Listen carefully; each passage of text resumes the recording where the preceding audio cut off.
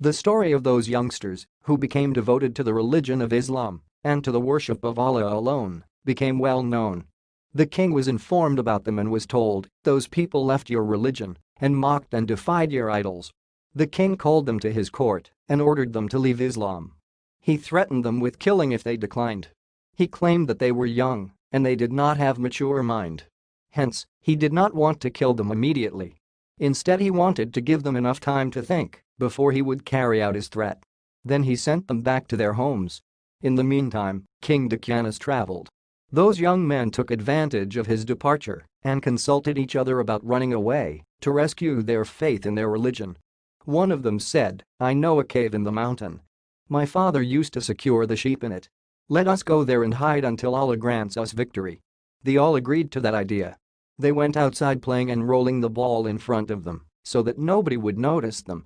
Then they fled. There were 7 of them: Macaslaman, Amlicat, Mauretanus, Yanunas, Sisamunus, Dawanawanus, and Kashfidat. A barking dog named Kitmur followed them. Worried that they non-believers might hear this barking and know of their place, they threw stones at the dog and pushed it away more than once. Every time the dog returned. At the end, the dog raised its front paws up to the sky as if making supplication. With the help of Allah, it said, "O people, why are you driving me away? Why are you hitting me? Do not be scared of me. I do not disbelieve in Allah." As a result, the young men were certain that Allah, by His mercy, would protect them from harm. They sought refuge with Allah, Tabaraka wa Ta'ala, and started making supplication to Him and said, "O Allah, grant us mercy from you and create good mats for us." They continued walking until they reached the cave. There they found fruits and water. They ate and drank. Then they lay down to rest. A few moments later, they felt sleepy. Their heads dropped down and they slept heavily on the floor with their eyes open. Night after day, years passed one after the other, and the young men were in slumber, sound asleep. They were prevented from hearing anything. The gust of the wind would not annoy them, and the rumble of the thunder would not awaken them. When the sun rose, it did not hit them with its high heat, as a sign of their rank. When rising, it moved to the right of the cave, and when setting, it passed by its left. They did not get much of its heat or of its sunbeams, neither at the beginning of the day nor at its end. As a result, their color did not change and their clothes did not wear out. Because their eyes were wide open, if one were to look at them, one would think them awake. In reality, they were heavy with sleep.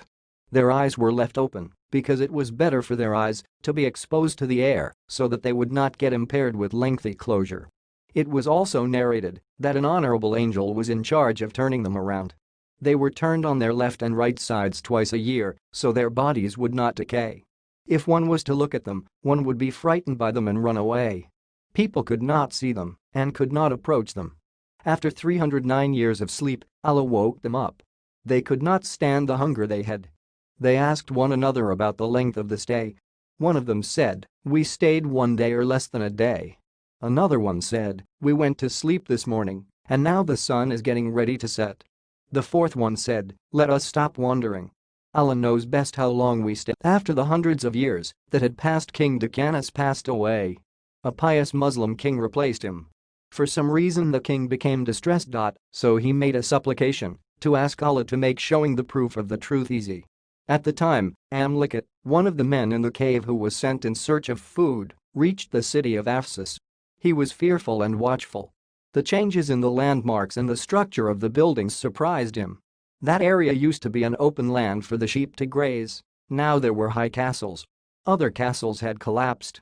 There were scenes he was not familiar with and faces he did not recognize. His eyes' glance became unstable. He looked confused and hesitant. Nervousness and agitation appeared in his glances and footsteps. Someone turned around and asked him, "Are you a stranger to the city, and what are you looking for?" He said, "I am not a stranger, and I am looking for food to buy. I did not find the place where I used to buy food." The man held his hand and took him to the owner of the restaurant. Amlicat took his money out and gave it to the seller. The seller wondered because the money had the picture of King Dakanos on it. That king died 300 or more years before. He thought Amlicat discovered a treasure and that he had a wealth of money in his possession. People gathered around Amlicat and took him to the righteous king. The news of Amlika reached the king before his own arrival. The king was in fact waiting for him eagerly because he had heard the story of the youngsters from his grandfather. When Amlika came, the king asked him about his story. So Amlika told him what happened to him and his friends. The king was pleased with that and said to his people, "Certainly, Allah sent you a sign to show the truth about what you differ." The king, along with the people of the city, walked with Amlika. When they approached the cave, Amlika said, "I will go inside first so that my friends do not get scared." He went inside and informed his friends of what happened. He told them that King Dakanas passed away and that the present king was a pious Muslim. They were happy with the news and went outside, greeted the king, then they back into their cave. When the people who doubted resurrection saw them, they gave up their incorrect belief and believed that the correct conviction is that the gathering of people on the Day of Judgment happens by both body and soul. After that, Allah concealed the cave and its trace from the sight of the people. Fueled by them to see the horizon, turn us to thousands.